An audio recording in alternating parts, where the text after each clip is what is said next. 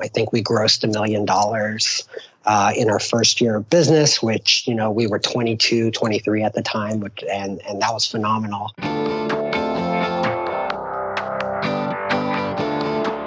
Hey, my name is Felix Tia, and I'm the host of Shopify Masters, a weekly podcast powered by Shopify, the easiest way to sell online, in person, and anywhere in between.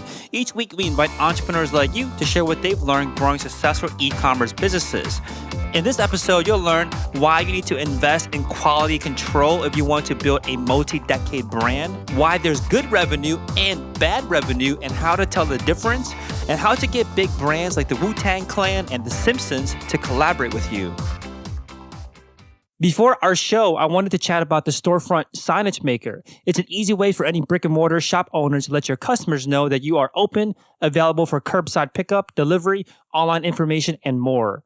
Customize any message you like, automatically create a QR code for your store, then print it off from home.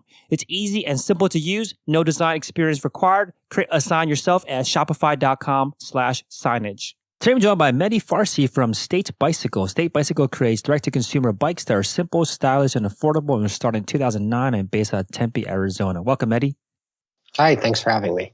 So you've always had a lifelong passion for bikes. What made you decide to funnel that passion into a business? Yeah, so both myself and the other co-founder here, Reza, my brother, grew up around bikes, cycling. It was just something that we were exposed to as kids, like everyone else almost, just riding bikes around. But then, as we got older, we became fans of the sport. Lucky enough to travel to France and watch Lance Armstrong in his prime, win the Tour de France. So we spent a couple summers in Europe watching bike racing, and it's just something that we loved. Right around 2007, 2008, we started noticing a lot of our friends were riding fixed gear bikes, and in the process of wanting to kind of get those style of bikes that were really simple, really cool, customizable, fun projects to work on, we realized there wasn't really a lot of options, and the options that were there were not affordable. So kind of went down the path in a rabbit hole of figuring out how we could start building our own bikes and eventually starting a business. Got it. So was this the first business that you both started, or do you both have experience starting businesses in the past?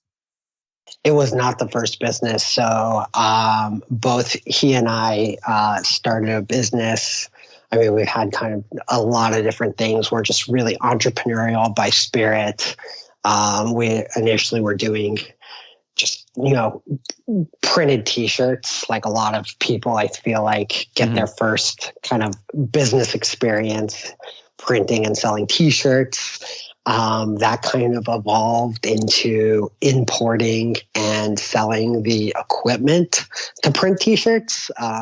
We found that was more lucrative than actually printing the shirts ourselves. So we got into the machinery, basically enabling other people who were starting out and wanting to start their own business get the equipment. So that's what that business evolved into. And then completely unrelated, but yeah, we were, prior to starting the bike business, we were importing mid-century style furniture, and that business actually was pretty successful right out of the gate. I think we grossed $1 million in our first year of business, which, we were 22, 23 at the time, and that was phenomenal.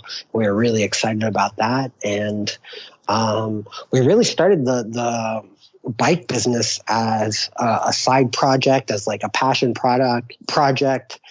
Really, we just wanted to kind of get some cool looking bikes for ourselves. And, once we started it, it kind of just snowballed, and eventually we did, discontinue selling furniture, and we've been focused on selling bikes full time for just over 10 years now. We just had our 10-year anniversary of State Bicycle Company. So, things are going well, and we really enjoy the business that we're in. Yeah, so it sounded like you carried a lot of experiences from starting from selling T-shirts into then importing machinery, then importing furniture, and then eventually starting State Bicycles. It sounded like you were at least using some experience that you learned along the way. Can you share some of those things, some of the biggest lessons that you learned from each business that helped you get things off the ground sooner or more successfully with subsequent businesses? Yeah, I think so. I mean, I think, I could kind of go one by one and give maybe like Please. a little anecdote or maybe something that, I'm sure there's dozens of lessons that I've learned from each experience, and we're still learning. But, from the T-shirt printing business, I would think that, we learned to be really dynamic. That was our first experience with any type of online business. And, most of the sales were through eBay at that time, which is like the most predominant, like third-party platform. This predates like Amazon's Pinnacle by many, many years. So we were selling shirts on that. And, we were just really moving quick. If some kind of topical thing happened in politics or sports, we would, make those types of shirts and just learn to be really flexible and adapt to situations so we could capitalize on whatever was hot at the moment, whatever was current and relevant. Moving on to kind of the T-shirt printing business. Obviously now we're dealing with more T-shirt equipment, printing equipment business, I should say. Now we're dealing with a much higher price point product. It's not, a $20 T-shirt. We're talking about equipment that is, sometimes in the thousands of dollars. And these are customers that rely on that equipment to really power their business. So they can't afford for something to go wrong with that equipment or, any delays when they place an order. They might need that equipment right away because they're going to an event, et cetera. So with that type of business, really, I think the big takeaway was really focusing on quality control, especially when you're selling a product that people rely on for their livelihood. The quality and reliability of whatever you're selling needs to be top notch. And that was something that... Yeah, but let me pause for a second. What are some ways that you are able to do quality control on the products that you're selling? So on this particular product, we did have some hard lessons. We when we were selling the equipment, we were importing, very inexperienced at that time. Again, still in college, just fresh out of college times. And we were kind of going with vendors that maybe we didn't vet as well as we wanted. There were delays in the product. And then, what type of service and support they provided to us after the fact was really not well investigated. We were kind of just moving quickly in order to start a business without doing great due diligence. And that's a lesson I think that we've learned and been able to carry over into our current business, State Bicycle Company, where, quality of a bicycle, it's a moving, people use it for transportation. They need something reliable. And that's a lesson we learned, 7-8 years prior, to make sure that before we release any product, everything is really well tested, backed by a great warranty, and our suppliers understand what kind of quality we're demanding. So, and when it comes to quality control, is it something that you kind of define as what is the quality, or do you have to rely on other experts or professionals to help you design the checks, I guess, that need to go into place to determine if it's good enough, or not good enough, but if it meets your standard of quality to go to a customer? With our bicycles, everything is gone through a pretty rigorous testing protocol, and that's through the factory directly overseas, and also before any product is released, it is tested here. So we work with a variety of riders. Depending on the product, we might be working with engineers in order to kind of not only design, but also test in real life conditions to kind of troubleshoot any particular pain points that might be going on. So it really is by a variety of methods that we use, but the testing is rigorous, and that's why sometimes it might take us 2 years to release a new bike, just because of all the different series of testing, test riding afterwards, and then later on, if we do notice that something's needs to be changed, going back and testing and retesting. So that's kind of where we're at with the bikes. Got it. So when you were first getting involved in other businesses in the past, you're looking at speed. How do we get revenue coming in? How do we start selling this as quickly as possible? Now you understand the value of pausing and making sure that you're releasing something that is high quality. So I guess what kind of advantages not necessarily what kind of advantages, but what does that do for your business if you invest in quality control? Oh, I mean, I think that especially, I think there's probably a lot of young companies listening. And if you want to be a brand that lasts 5, 10, 15, 20 years, quality and reputation kind of go hand in hand. So your brand is really only as good as the reputation and the quality of your products. And we're not looking at our customers in the sense that they're going to buy, one time from us and we'll kind of never see them again. We want to bring people in that buy a bike from us. They buy their next bike from us. They buy, maybe one day they buy a bike for their kid from us. And then they're also out on the streets and they're highly recommending our product through word of mouth, et cetera. And I think it all starts with the quality of your products. If your website looks great, if your pictures look great, if the product looks great, but the quality isn't there to support it, ultimately you're not going to go very far, especially with a product like ours, with a bicycle. And that word of mouth and that trust and that customer experience that you build is so crucial to companies, especially when starting out. It's very expensive to attract new customers through, digital marketing. It can be expensive, but one of the easiest ways to get your company off the ground, your product off the ground, is by developing that word of mouth. And it is essentially free as long as you're putting in the work to make sure that you are delivering or exceeding the promise you make to your customers when they click that buy button. Now, I think, so I guess what are some of the biggest lessons that gave you an advantage when starting State Bicycle Company, especially in the early days, like in that first year, using all of the knowledge, using all the experience you had from launching the other past businesses? What gave you kind of an accelerated path towards success when you started State Bicycle Company? Well, I already mentioned that we did have a background in importing, and with the way that the bicycle industry is, most of the manufacturing is done overseas. So being able to kind of navigate supply chains, whether that would be in Taiwan or China, we do use both here at State Bicycle Company. That was really, really crucial. So having that experience was great. But then just on the marketing side of things, all of the other businesses I mentioned were online businesses as well. So knowing kind of some do's and don'ts, learning,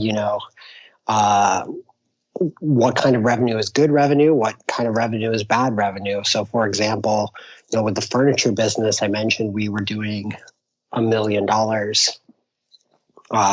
per year right out of the gate.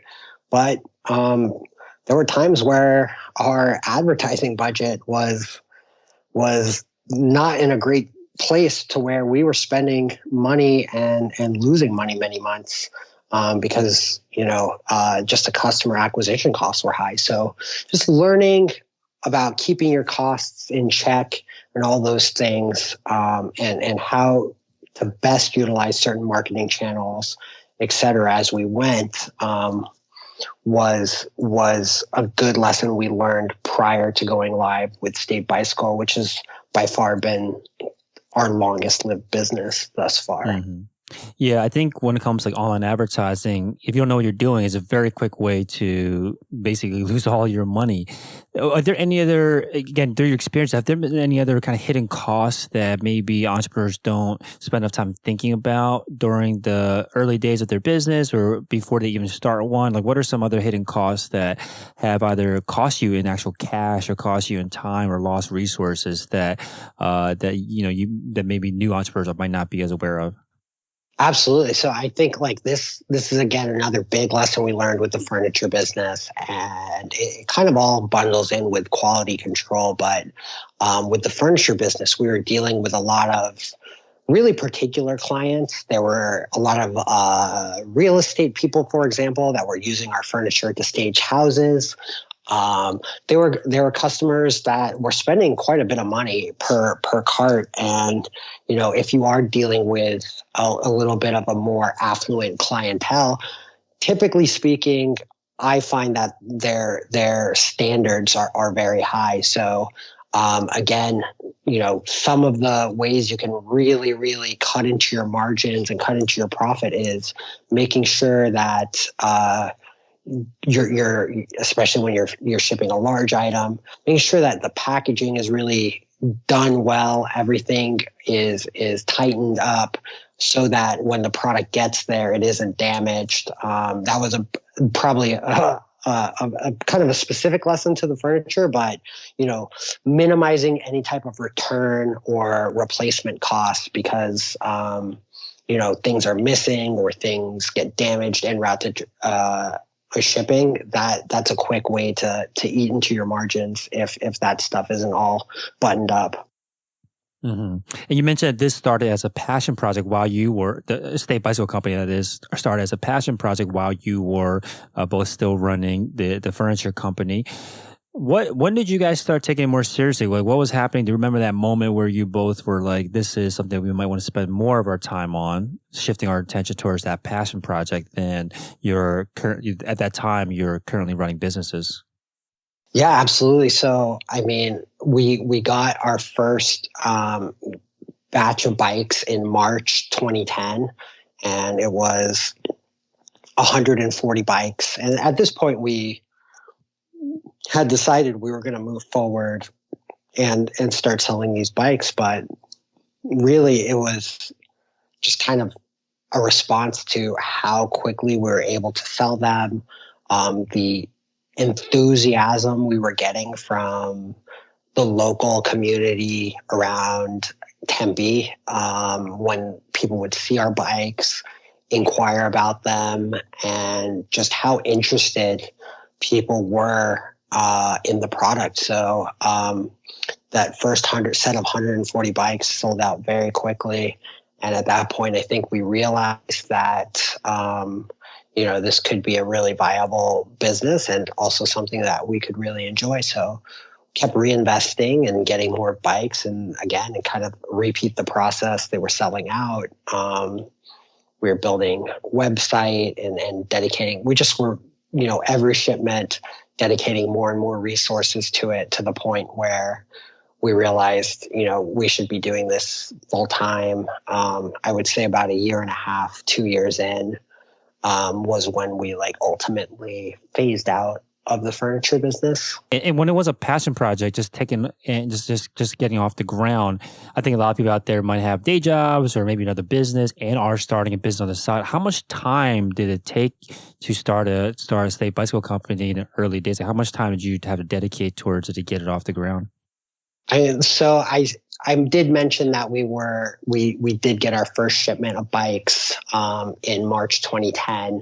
That said, I mean, we were initially looking at, different samples of bikes. It started with just wanting to get bikes for ourselves back in 2008. So it was like a 2-year period between getting the bikes, then realizing that, this is something that we could potentially start selling and marketing and designing and developing to then really starting to go back and vet the factories and meet with component suppliers and handpick all the different parts that were going on the bike, placing more samples, et cetera. Like all of that was about a 2-year period.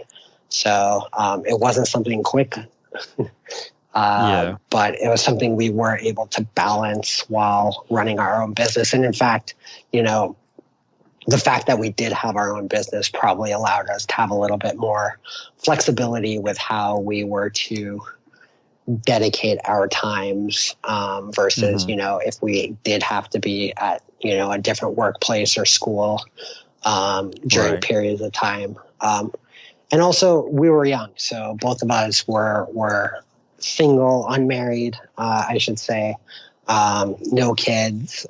So I know that it is possible, obviously, to start a business when you are older and wiser and have more experience. But oftentimes it's good to just kind of act on your ideas when you're first starting out, just because there is a little bit less responsibility on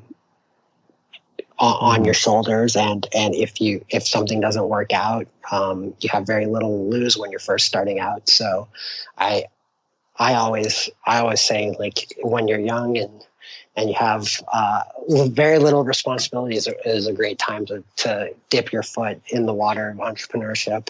Definitely.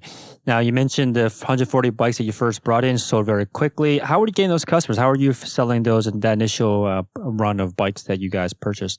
Yeah, so like right out of the gate, it was like eBay, Craigslist, word of mouth, like type of thing. It was very friends and family. These are the people that kind of helped supported us. Most of it locally. We weren't really shipping because we hadn't even built out a website for it. So that was like the initial push, and then next it became our website, etc. Also message boards. There was a ton of fixed gear and bike message boards that we'd kind of go on and hey, we are coming out with this bike. Here's the details.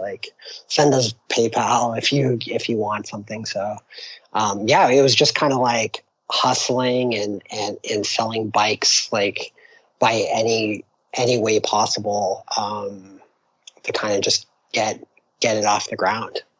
Yeah, I was going to ask, was that initial goal of those 140 bikes, was it to earn a profit, or is it to validate that there was a market here? What was the goal of, I guess initially when you guys got that 140 bikes, what was the goal of selling those bicycles? I think we were just curious to see if this was a viable revenue source, on the side of everything else we're doing. I think the initial idea was hey, we're making a decent living selling furniture, but let's supplement our income selling bikes and see how it goes. But we didn't necessarily foresee it being a full-fledged company, I think, until several months or even years after the initial batch. Got it. Now, I'm on your website. I'm looking at some of the best sellers, and they range anywhere from $300 to I think $460. Do you remember how much it was priced for in the early days? How much did you price that initial production? Yeah, the first set of bikes we have are now known as our 4130 line, and they were $429. Now they're $459. So in 10 years, we've made a ton of improvements and kept the price relatively the same, $30 more than it was before. But that line of bikes has kind of been a staple in our lineup since inception, and obviously now we have a lot more offerings. But the very first style of bike was our 4130 fixed gear bike. What do you credit to keeping that price stable over the last 10 years? I'm sure inflation probably would have increased it more than that. What were you able to do to keep the price the same price from the beginning? Well, I mean, as we scale, we're obviously able to make some efficiencies in our supply chain, whether that's, instead of ordering 200 cranks, we can order 2,000 cranks at once, and that tends to drive the price down, and plan orders for the whole year in advance. And again, committing to larger numbers helps bring the pricing down. So that's really like the way. And any bike that we put out, we want it to be a good value. So ultimately, we want to be affordable for our customers so that we can get more people on the road. So providing affordable options has always been one of our missions. In fact, that's kind of the genesis of the company. To go back, like my brother and I wanted to get fixed gear bikes, and we couldn't find a place where we could just go in and buy an affordable, good-looking fixed gear bike. Everything was like kind of piece by piece, and by the time you bought the frame, wheels, crank, etc., we were looking at well over $1,000 to get into something, a project that we didn't know how long we were gonna stick with it, or whether we were gonna enjoy these type of bikes or whatever it may be. So and we were in our early 20s, so we didn't have a ton of money to spend on that type of thing. So that's really was the genesis of the company. And still to this day, most of our customers are mid to late 20s, a lot of college students. So we understand people want something that is nicer than what you would see in kind of like a big box store, but also they don't have the type of money to spend on some of these other bikes that are out there that are, $1,500, $2,000, $3,000 that when you go into a bike shop, you might see. Got it. Now, when you were first selling them on eBay, Craigslist, and just hustling to get them out, you didn't have a brand at the time. So how did you sell basically like a bicycle from essentially an unproven company at that time? How did you get people to give you guys a shot and purchase your bicycles? Yeah, I think initially it was difficult. The first batch of bikes were purposely unbranded, just because we didn't want to put like a logo on there that people didn't know, or maybe they didn't trust. So we really tried to translate our quality and our details through what we like to call like visual communication, which is like basically photos and videos. And I think our attention to detail on those particular methods of communication translated really well for people, and they understood that, hey, like spikes look great. It's checking all the boxes in terms of specs that similar bikes might be, but the price is really good, maybe half the price of a normal one. We'll go ahead and try it. But you're right, we didn't have a brand name. We're relatively unproven. I mentioned, forums, Reddit, message boards. There were a lot of people that were questioning us and questioning the quality. So just being able to, as an owner, go on and talk directly to customers and answer any hesitations or any questions that people had, and being really active. Like I wouldn't even let one comment on a social media post or one question on eBay, wherever it be, like nothing went unanswered. Like being really active and really transparent, I think was really critical. And then the second thing, which we actually did pretty early on, was in 2011, we connected with a couple of local riders here who were really active in the fixed gear scene, and really talented racers. And we sponsored these guys. And so they were riding our bikes. And at that time, there was a big race in Los Angeles. And it coincided with the LA marathons, which is right around St. Patrick's Day in March every year. So these guys are called the Wolfpack Hustle. The night before the marathon at like 2, 3 a.m., while all the streets in LA are closed for 26 miles, they're setting up the barricades for the marathon early the next morning. They would throw a bike race and crash that course. And you would get 2, 3, 4,000 riders out at this on fixed gear bikes, just doing this kind of like illegal straight race at 2:00 in the morning. And it was great. Like you could ride your bike in LA, no traffic, barricaded streets. So we went there in 2011 and basically relatively unheard of, maybe outside of like Tempe. And we took first, second, and third place like that year, which like everyone was just kind of like, who are these guys? And I think that was another way that kind of just like put us on the map, because at that point you can't really knock the product. Like we swept the podium with, again, like an unknown bike brand. And I think we started seeing a lot of momentum after that. So any type of endorsement, or for this type of product, any type of endorsement, obviously influencers, ambassadors, people that are out using the product and showing the performance and proving the performance, I think that can be really critical for this type of product, and probably a lot of other products too. It reminds me of the origin story of Nike. Sounds similar, where there's sponsorships and led to the basically coming out onto the stage for your brand.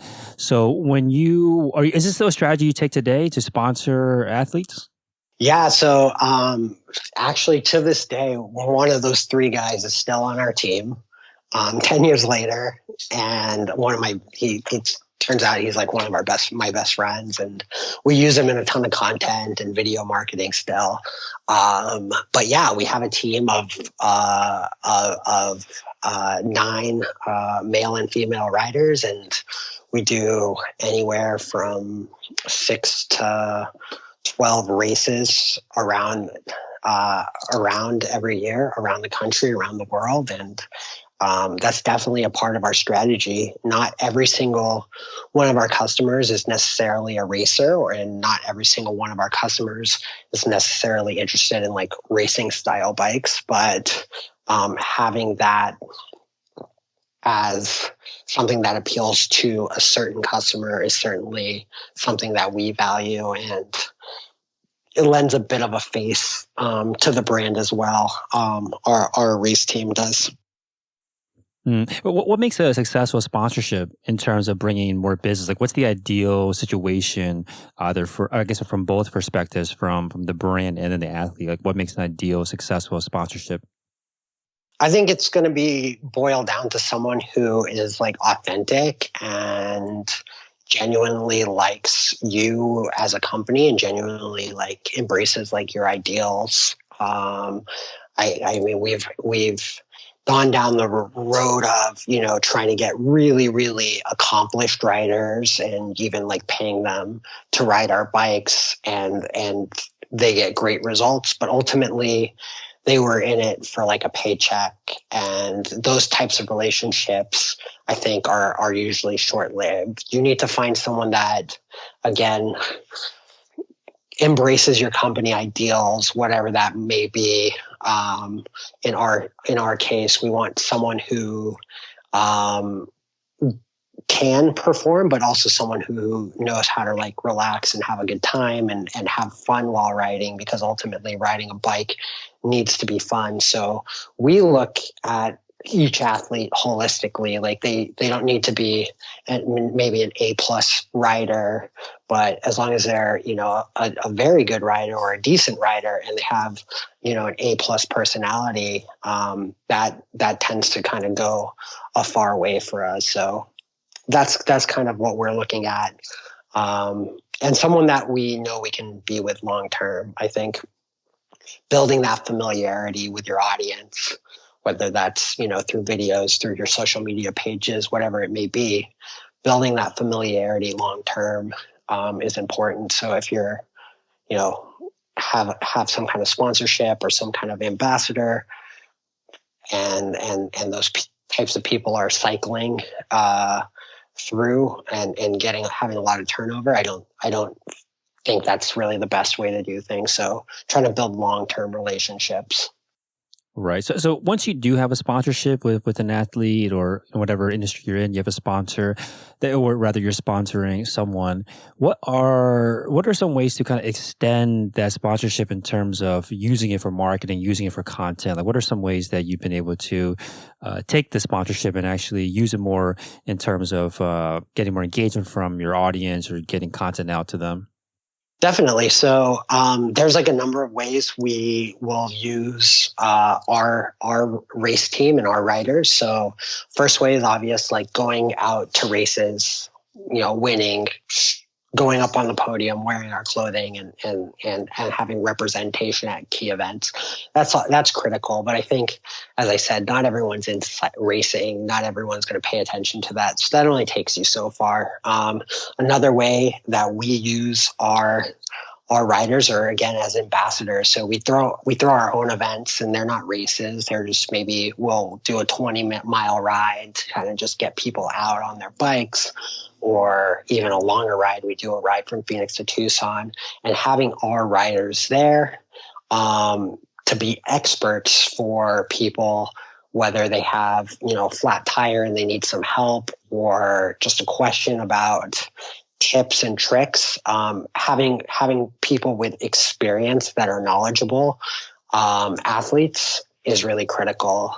Another thing that we do with our riders is a ton of content. So whether that's using them in our photos for product, whether it's clothing or bicycles, these are people that are going to be comfortable on the bike and be really authentic, and they use the bike. So that's what we try to portray in our photos.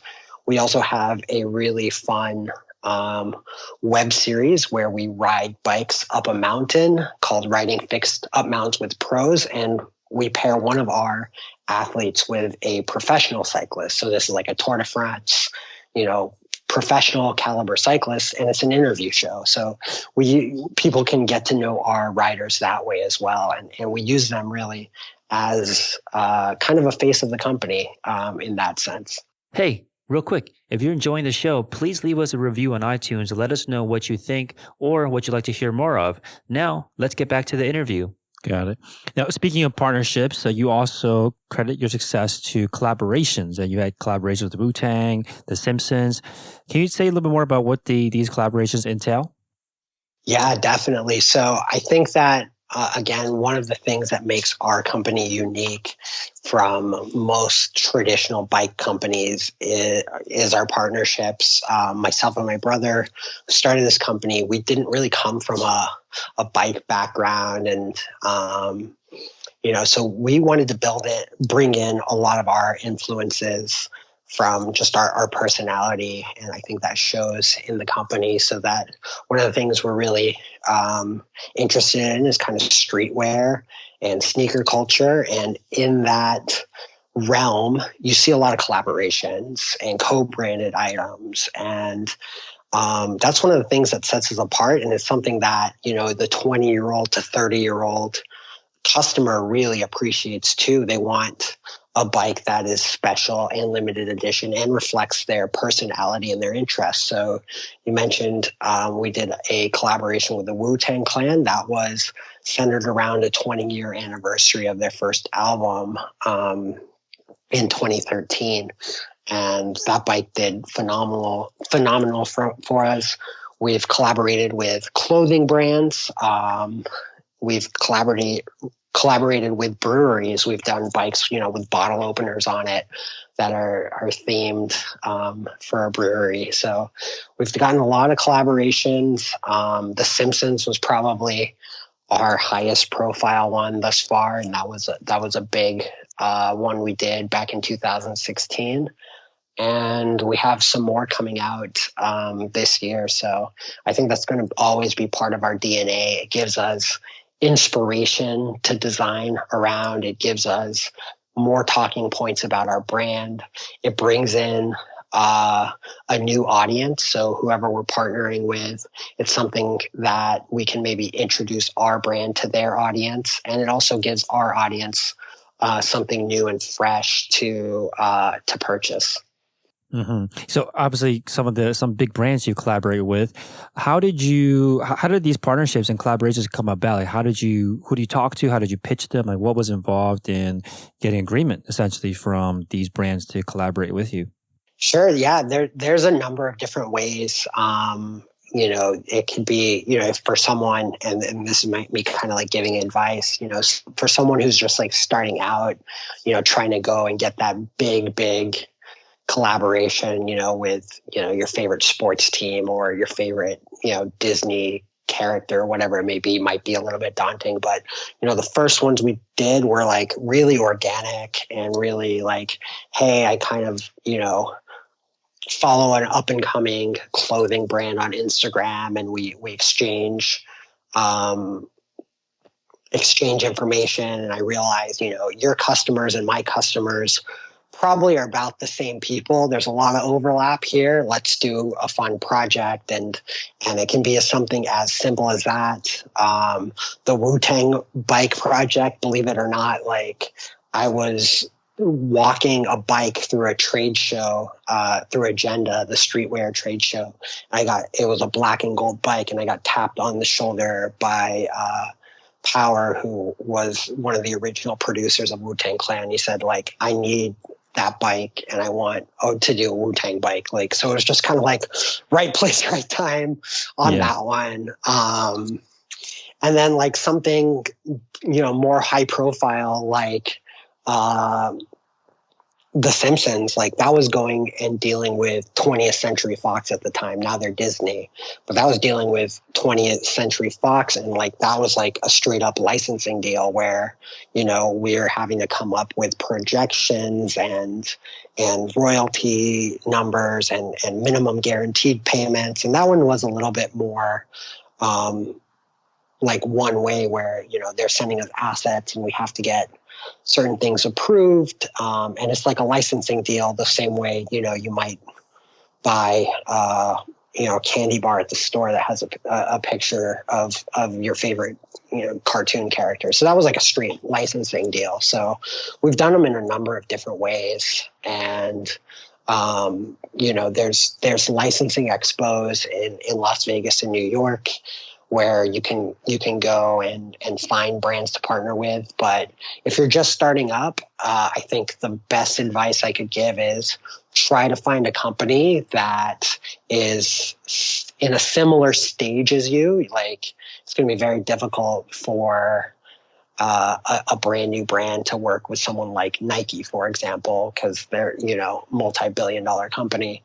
But find someone in a similar stage as you and that has a similar customer base, and someone that you're not competing with, someone that you complement with, and organically build that there. And I think that's going to be like the most successful way to do it. Ultimately, the best way to win any collaboration is that both parties need to feel that something is being added to their brand. It has to be a two-way street.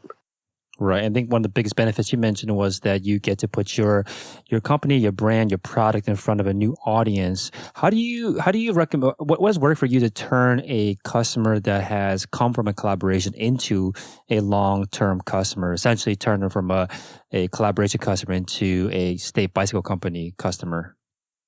I mean, I think that our products by nature are not just like a one-time purchase. So with any bike, you're going to want to change it, modify it, and at the very least maintain it over time. So that's things like getting new tires, replacing the chain every so often.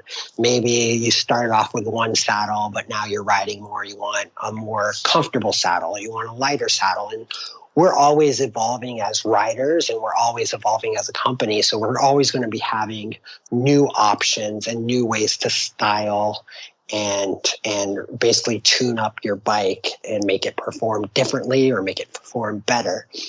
And the way that we communicate with our customers is through, various email flows, reminders, certain time after purchase, maybe it's time to check up on all these points that our wear and tear, just like a car.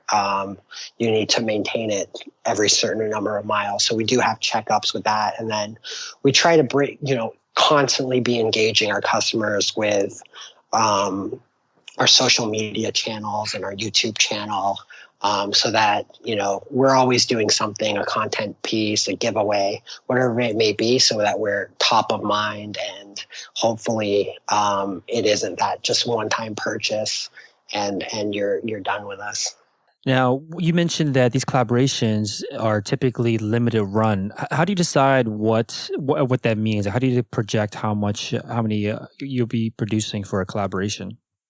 It's a little bit of a conversation depending on the partner, and then also like an internal decision and conversation depending on kind of what the scope is. So, again, for something like a big licensing deal, let's say I wanted to go do Star Wars bikes with Disney, that would take a pretty considerable commitment on our part. So, some partners have certain minimums, certain goals that they want to achieve.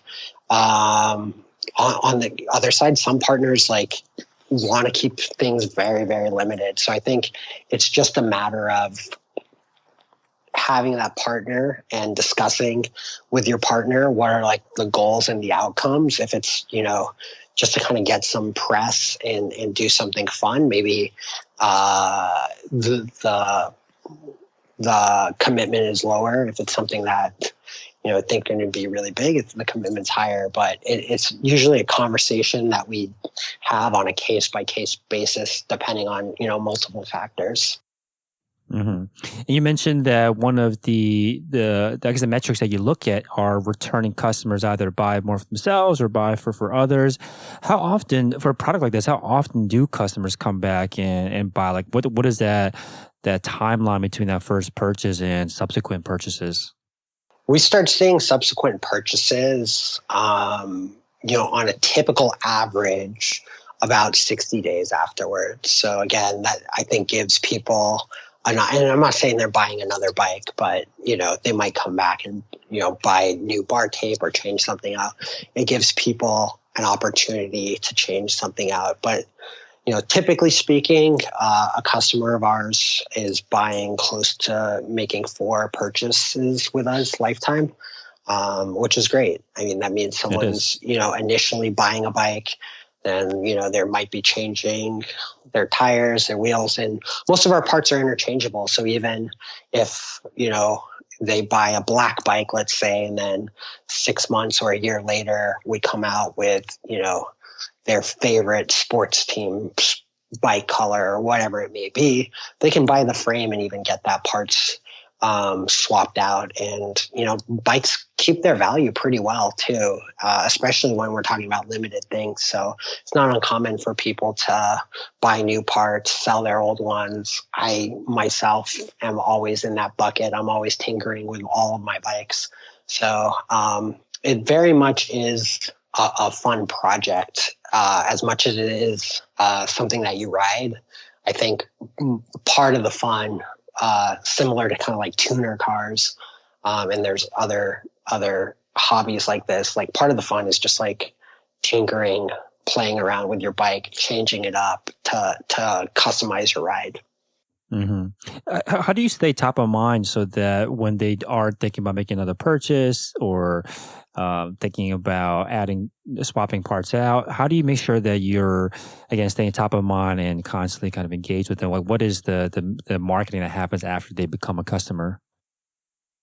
We do have a series of drips, email drips. So once if you're opted into our email list, after a certain amount of time, you'll get a reminder, a follow-up, how's your bike? Oftentimes we'll send out, thank you, and coupon codes that are specifically targeted to certain accessories and parts that complement the style of bike that you bought, based off of what previous customers bought. And then we're always, through our newsletters, we're always releasing fun and new product that we're enjoying. Some of it's seasonal, but stuff that we're enjoying and stuff that we're using ourselves as writers. And those are kind of our recommendations to our clients. So the email platform we use is Klaviyo. And I find that it's really good as a plugin to Shopify for these types of campaigns and this type of marketing. And you can get it as specific and as granular as you want to. I don't know that we're the most advanced and sophisticated at doing it, but for a novice or someone who wants to get really, really specific in the types of emails and targeting, that's a great platform. Any other apps that you use to help power the business? We use a series of Bold apps for add-ons and product customizations. I mentioned, when a customer buys a bike, it's not the only thing they'll need. There's a lot of accessories and parts and upgrades and swaps that you can make. So we're using the product options from Bold. I think that one's probably like a staple in our quiver there. That's the main one. On occasion, we'll have some kind of email pop-up form or header banner app, usually running around holiday time or around certain promotions. So that's another one that's good. We've used Viral Sweep for contests and promotions. So if you're running kind of like a giveaway, let's say we want to give away a bike, you can run email signups there, but that app also, like, people can get extra entries into your contest if they share it or follow your social media accounts. So if you want to drive more follows to your social media accounts, I really like Viral Sweep. I think those are kind of like the big ones that we're using in terms of like sales and marketing. Mm-hmm. Awesome. So statebicycle.com is a website, and we've spoken already about the lessons that you learn from business to each business. What has been the biggest lesson that you learned within running State Bicycle, maybe within the last year, that you want to apply the lessons from this year? I think just being persistent is really critical. So, I mean, our industry last year was hit pretty hard. This is going back to like late 18 and most of 2019. Our industry was hit pretty hard with the tariffs and the whole trade war. We were very persistent and resilient, and we were able to shift all of our production from China to Taiwan. Later on, we were able to petition the government and actually get a tariff exemption from the Trade Department. So our bikes were excluded from the tariffs. We were the first bike company to get that exemption. And the exemption was for like our entire industry, not just for our company. So that was a big win for us last year. And I